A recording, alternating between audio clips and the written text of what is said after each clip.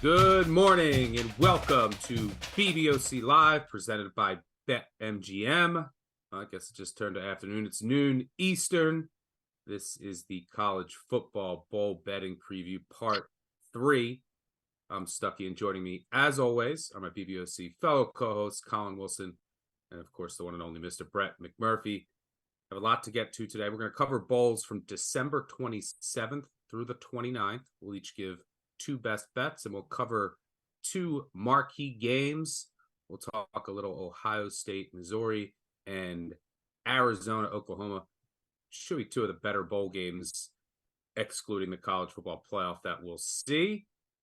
Before we do get started, I do want to remind everyone to make sure you download the award-winning Action Network app. You can find all of our bets there, in addition to an abundance of data and content for today's slate and beyond. And as I mentioned previously, BBOC is presented by BetMGM. Use bonus code ACTION when signing up to get up to $1,500 paid back in bonus bets if your first bet loses. For new users in Arizona, Colorado, Illinois, Indiana, Iowa, Kentucky, Louisiana, Maryland, Massachusetts, Michigan, New Jersey, Ohio, Pennsylvania, Tennessee, Virginia, West Virginia, Wyoming. Terms and conditions apply. Must be 21 plus. Gambling problem? Call 1-800-GAMBLER. All right, before we dive in, let's take a quick glance at the updated leaderboard. Brett, you changed your location and you went 2-0, so you went right back to joining us live from outdoors. Maybe this is your the new shtick to get winners here. Yeah, contrarian. What's up is down, what's down is up. So I think of what I like and go the opposite, kind of the George Costanza model, but hey, it's working. Outdoor McMurphy 2-0, undefeated on the season. Collin, how goes it? Enjoying bowl season? Well, I mean, starting off the year 2-11 on the show, I mean, it has been a struggle getting back up to 500. Had under 59.5 for this show in that Texas State Rice First Responders Bowl. That thing sat on 59. It felt like for hours. Late touchdowns, scrubbing it away. Just another chapter in this bowl season, which has just been amazing. Yeah, the bowls so far have been pretty boring, I think, for the most part. We're going to start to get some really good ones, and then obviously the college football playoff, which should be tremendous.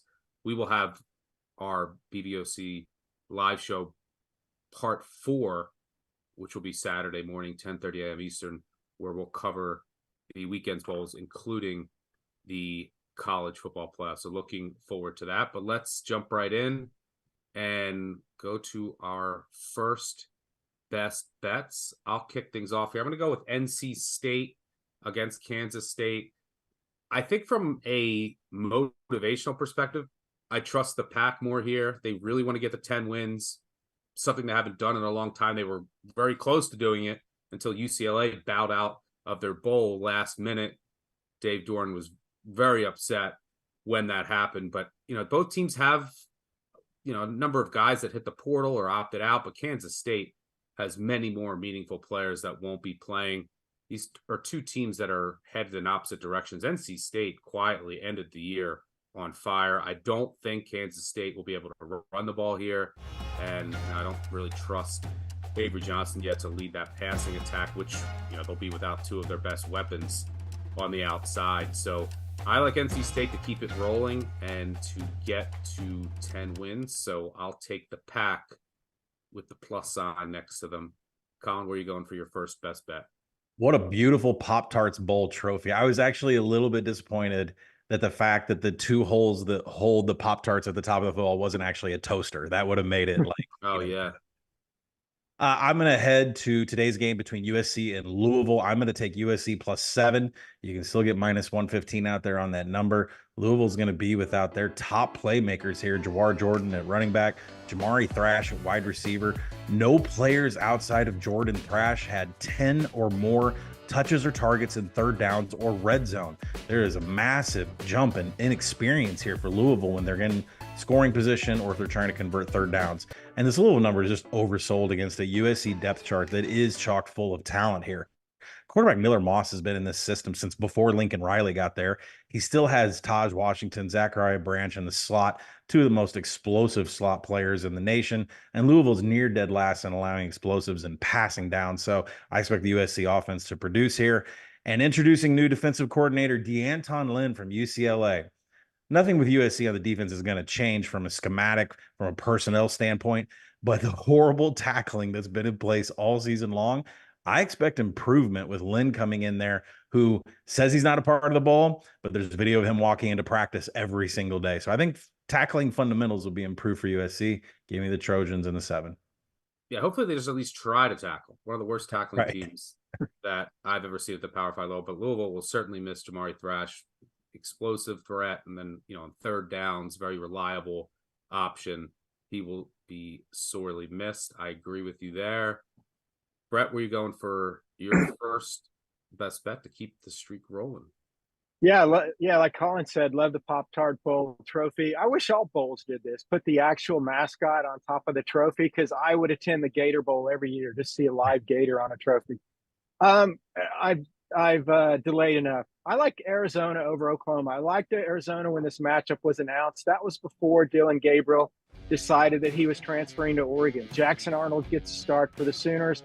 They've got 2 starting offensive linemen in the portal. That's probably not a surprise for what we've seen this bowl season. But also offensive coordinator Jeff Levy is off to Mississippi State. We'll see how much of a transition that is for the Sooners. Look, Stuck, you're if I'm on Arizona's bandwagon, you're in the co-pilot seat with me. Arizona was the nation's most underrated team this year. 9-3, their 3 losses by 7 points or less, 2 losses in overtime. I think the Wildcats stay hot. And spoiler alert, look for Arizona in my top 10 of my way too early top 25 coming out in January, because Arizona returns, I'll spit it out here, returns a ton. I just think Arizona stays hot and continues the great role that they've been on all year. Well, that's a good transition into our first marquee matchup between Arizona and Oklahoma in the Alamo Bowl. Arizona sitting around a 2.5 to 3 point favorite here, over under around 59.5, 60. Brett, I agree with you. I'm not going to go too deep in here. I'm probably been higher on Arizona than anybody in the world all year. I love this team. You mentioned one of their losses in overtime. That was when Jaden DeLauro was still the quarterback. He threw a number of interceptions, and they still got to overtime, or they lost. Fafita has been operating the offense more efficiently, less turnover-worthy plays. This team will be super motivated to be here. I'm a huge Jed Fish guy. Oklahoma has more impactful losses from a coaching staff and player personnel perspective. No reason to switch it up now. Bear down. I'm riding with the Wildcats once again. Collin, you're going against us here and riding with Boomer Sooner. Yeah, I'm going to fly in the face of your guys' pick here, taking Oklahoma and the points. The Jackson Arnold era officially begins. If you go back and watch his high school tape, he can run the RPO very well. He has great touch on downfield passing, and Oklahoma still has a boatload of explosive playmakers here, from running back Gavin Sawchuk, wide receiver Drake Stoops, Nick Anderson. They're both over 2 yards per route run. And new offensive coordinator Seth Luttrell, comes through the air raid tree. He's not going to change Levy's system here. He's going to wait till the spring game to put his flavor on the offense of Oklahoma. And, Arizona, they absolutely could not defend the rush this season, specifically inside zone, which is what Jackson Arnold and Sawchuk are going to run. Arizona's only 41% success rate in defending inside zone. That is not good. And finally, I love Danny Stutzman playing in this game. This Oklahoma team, the defense is filled with a bunch of players that cannot keep they have missed tackles all over the place, more than 20%. But Danny Stutzman is the star on this defense, less than 10% missed tackles. I like all of that for the Sooners here. I'll take the points in a game, which I think should be a coin flip. Going up against the Arizona wagon, you better believe you'll be hearing from me if and when or Arizona wins. But let's move on to our second marquee game that we'll cover today, and that is between Ohio State and Missouri in the Cotton Bowl. This should be a good one. I think Ohio State now out to, 2.5-ish point favorite. A lot of news here that some of the players that were expected to potentially sit for Ohio State have announced that they're going to play. There's others that might play. I don't think Marvin Harrison Jr. is going to play. He's been on the sidelines at practice. I like Missouri here, especially, now I would wait to see if you can get a flat 3, because I think that the Ohio State money makes sense now that there's, a lot of the players that people assume are going to be out are going to play, but I'm not a Devin Brown guy. There's no Marvin Harrison Jr. Ohio State still has issues in the trenches. I know Missouri will be motivated here. Couple defenders out due to injury, but everyone else is going to play. I don't think that Ohio State is going to be able to run the ball on this Missouri defense. You can hit them with some explosives. That's not the strength of this Ohio State offense. And then now you're going to be counting. I know Ohio State still has a lot of talent. Carnell Tate's going to get more playing time, but it's still Devin Brown. And I don't think that he'll be able to consistently take advantage of the Missouri secondary. So I like the Tigers here. I'm riding with Eli. Colin, you agree? Absolutely agree. Missouri was the first bet. They were the middle bet. They're going to be the last bet. I think you can get a better number closer to kick here, considering some of the Ohio State players are going to announce that they're in. If you feel like splitting your bet, taking Missouri now and then half of it later to see after, who's in or out for Ohio State. But this is all Tigers for me, and minimal NFL opt-outs. They still have the best trio of explosive players at quarterback, running back, and wide receiver.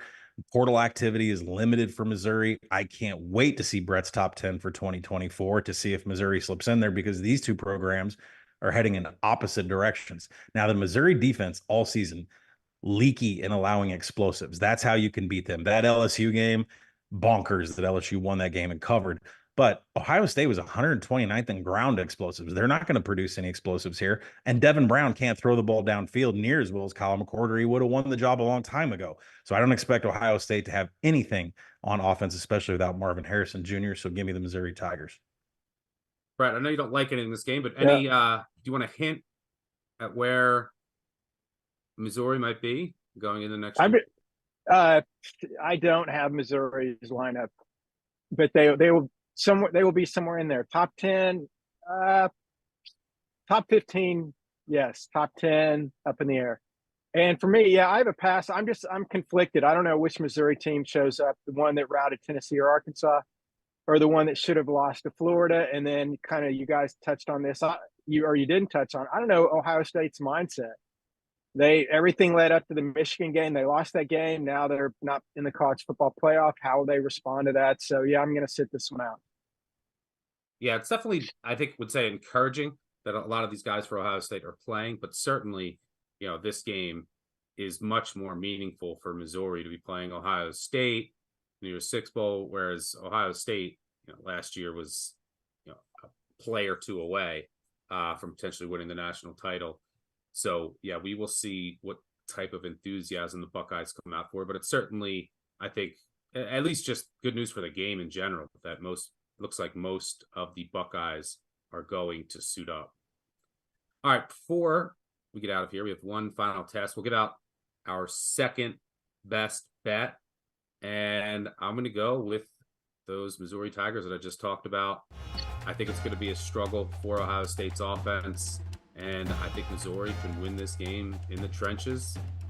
I'm happy to fade Devin Brown here. No Marvin Harrison Jr. is huge. I'm rolling with the Tigers as my second best bet. Colin, where are you going for your second best bet? Let's go to the Pinstripe Bowl and get some money down on the Rutgers money line, which when I filled out the script was about minus 115. It's on the rise. I wouldn't go above minus 130, but we'll stick with the Rutgers money line. Rutgers they do not beat themselves whatsoever. Who does? Miami does. Rutgers is 12th in havoc allowed. They don't make mistakes. And then on defense, they're 7th in tackling. They are a very strong fundamental team. You flip to the other side, the Hurricanes are 112th in broken tackles allowed. They cannot wrap up. Now, Miami has a single bowl game win in their last 11 tries. They last came to the Pinstripe Bowl in 2018 in some cold weather. They were blown out 35-3 by Wisconsin. And Mario Cristobal just has more of an emphasis on recruiting and transfer portal than he does on bowl season. Miami's quarterback, Ja'Cory Brown, who's going to play in this game, didn't play all this season. He did play last year, some experience. He's expected to run all inside zone. Miami's going to be missing two of their top offensive linemen. You're going to try to run this offense with a quarterback that hasn't played since last year. Give me the Rutgers money line. Let's go. Yeah, Miami also missing a couple key defenders. You're taking these Miami kids up in the cold against Rutgers, and there's a big coaching mismatch here as well. I'll take Schiano in a bowl game over Cristobal all day, any day. And even if Miami's up late, you'll have Cristobal who will refuse to kneel it. You could get a fumble. Who knows what can happen? Brett, close us out here. What's your final best bet? Yeah, I do agree with you guys with Rutgers. They've known for the last month and a half they were headed to this game, so it's really a big deal for them. And believe me, if somebody who lives in Florida going up to the north, it's not fun. I'm going with Virginia Tech over Tulane. When this line opened up, I think it was maybe 6 or 7. You guys can correct me. Since then, it's ballooned to 10, 10.5. I'm still going to stick with the Hokies.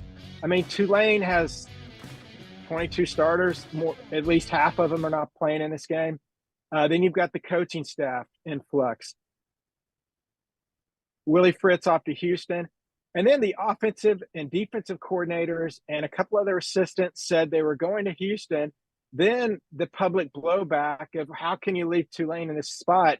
So then they, quote, changed their mind and decided to stick around. So really, how motivated are they to coach this bowl game when they're already both feet are out the door to Houston? And then on the flip side, Virginia Tech, this is a huge game for them. They close strong. They had to win 4 of their last 6 to get bowl eligible. They really want to be there. This should have a big fan base there for Hokie Nation. It's a close game for them being in the Military Bowl. So I hate laying double digits. It's not a good long-term strategy, but it's just such a mismatch with all the opt-outs and transfer portals for Tulane. So I'm going with the Hokies.